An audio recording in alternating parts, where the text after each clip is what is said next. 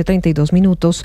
Estas últimas semanas hemos visto un gigantesco despliegue militar de Estados Unidos, por un lado, no solo en el Caribe, sino en la isla de Puerto Rico. Hoy llegaron varios F-35 de última generación a esa isla, y por el otro lado, Venezuela también, de alguna manera sacando los dientes en la isla La Orchila con otros ejercicios militares.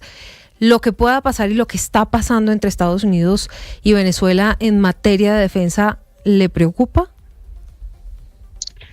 A mí me preocupa la seguridad de Colombia y también lo que puede influenciar a nivel externo en dicha seguridad. Siempre habrán tensiones, de alguna manera, siempre habrán diferencias, pero para eso existen organismos multilaterales para solucionarlas. Para eso existe la diplomacia, para eso existen diferentes canales de cooperación. Cualquier decisión que tome algún país, pues es autónomo en hacerlo porque es soberano, como lo ha hecho Colombia, pero siempre respetando los tratados internacionales y la soberanía de los demás países. Yo espero que simplemente cada nación esté orientada bajo esos principios y que finalmente ganen las naciones, ganen nuestros pueblos y no lo contrario. Ministro, ¿usted ve algún riesgo a la soberanía, a la seguridad de Colombia? Porque pues estamos hablando del país vecino, lo tenemos prácticamente al lado, esta tensión que hay con este despliegue, y bueno, Venezuela también anunciando despliegue militar ayer, despliegue de lado y lado, mejor dicho. Las principales amenazas contra la soberanía, la independencia, la integridad, el orden constitucional están claramente definidos en nuestros planes, donde hay una apreciación de las capacidades críticas de la amenaza que llamamos nosotros en una sigla CAM. Ya están determinados cuáles son las amenazas que afectan dicha soberanía y dichos elementos claves de un Estado. Y dentro de eso están los principales carteles del narcotráfico que ya todos conocemos, el Clan del Golfo, el cartel del ELN y el cartel de las disidencias. Así que la amenaza, digamos, para nuestra nación son esas. Y frente a ellas está enfocado todo el esfuerzo para neutralizarlas. Ministro, y para terminar, ya para despedirlo, que usted ha sido muy generoso con su tiempo esta noche aquí con nosotros, el martes en la noche se aprobó en el Senado una proposición que reconoce al Cartel de los Soles como organización criminal transnacional. ¿Ustedes qué información tienen de este Cartel de los Soles? Porque el presidente Gustavo Petro decía temprano en un trino ayer que no hay ninguna información jurídica sobre un tal Cartel de los Soles. La definición de las amenazas que tiene Colombia las hace el Ejecutivo y las hace a través de una junta de inteligencia conjunta que está conformada por las inteligencias de las fuerzas militares, de la Policía Nacional y también del DNI, y en ella está descrita cuál es la amenaza, y es la que les mencioné en la respuesta anterior: el cartel del Clan del Golfo, el cartel del ELN y el cartel de las disidencias. Ministro, es decir, que para la inteligencia colombiana, para el Ministerio de Defensa, ¿no existe el Cartel de los Soles? Para la inteligencia de Colombia existen amenazas claramente definidas que son el cartel del Clan del Golfo, el cartel del ELN, el cartel de las disidencias y bueno, otros grupos de delincuencia organizada. Dentro de esos está también el Tren de Aragua y otros grupos criminales. Pero ¿por qué no creerle a Estados Unidos, que ofrece, entre otras cosas, $50 millones por la cabeza de Nicolás Maduro? Este tema del Cartel de los Soles, digamos, no es de hace un año o de hace 6 meses, sino de hace muchos años y se investiga hace mucho tiempo. ¿Por qué no creer en la existencia de ese cartel?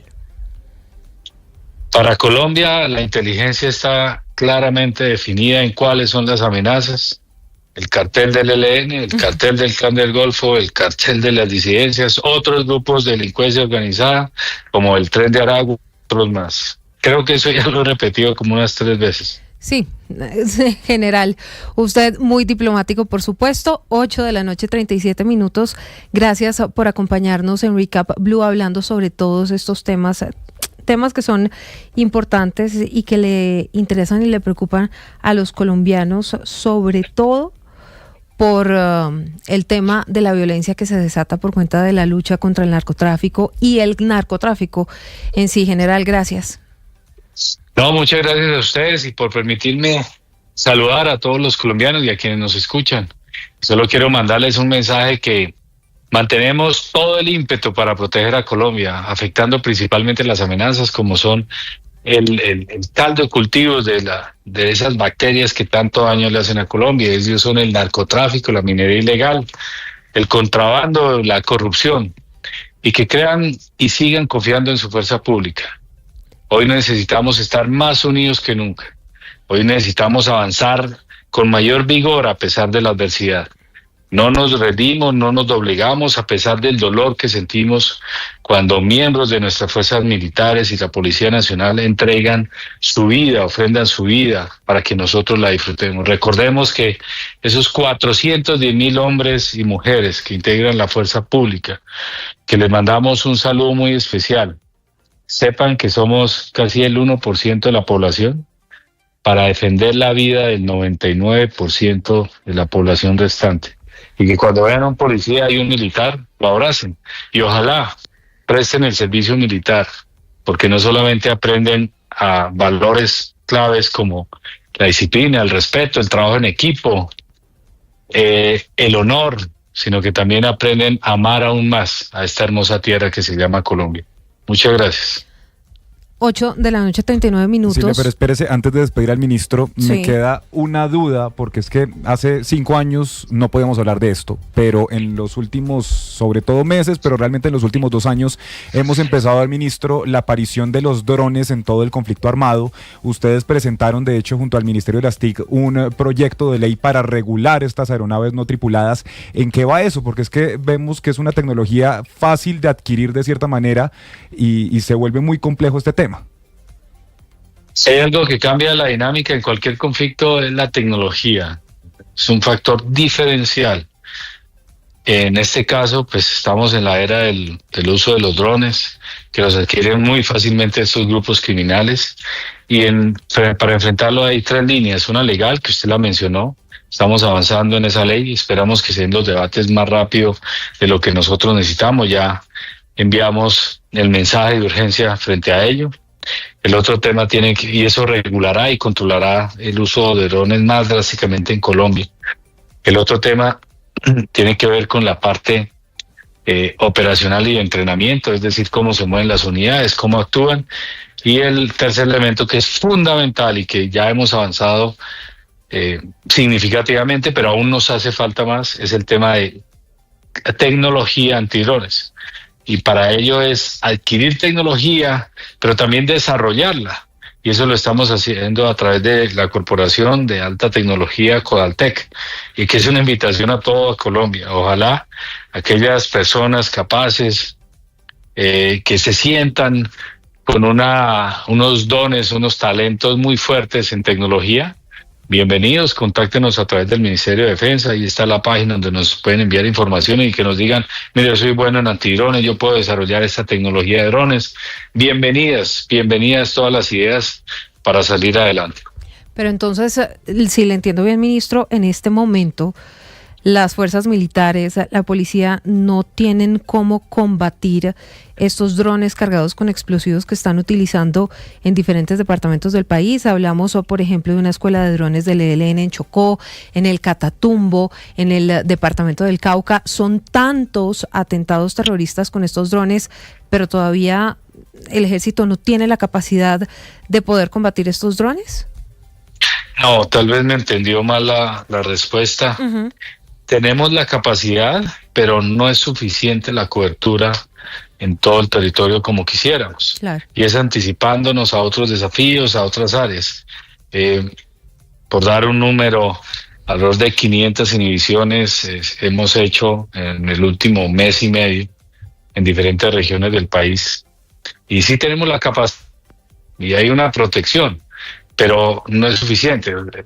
Hay que entender, digamos, cómo delinquen estos criminales. Entonces, tenemos la protección aquí en esta área A, pero el bandido se sale de esa área y se va para otra y hace un atentado y es muy complejo.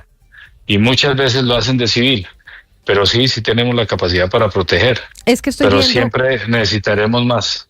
Sí, es que a propósito estoy viendo un informe interno del Ejército titulado Estudio previo para el proceso de selección abreviada de menor cuantía, que expone que las unidades militares no tienen sistemas efectivos para neutralizar estos drones cargados con explosivos y por eso hay miles de soldados en situación de vulnerabilidad en zonas de conflicto.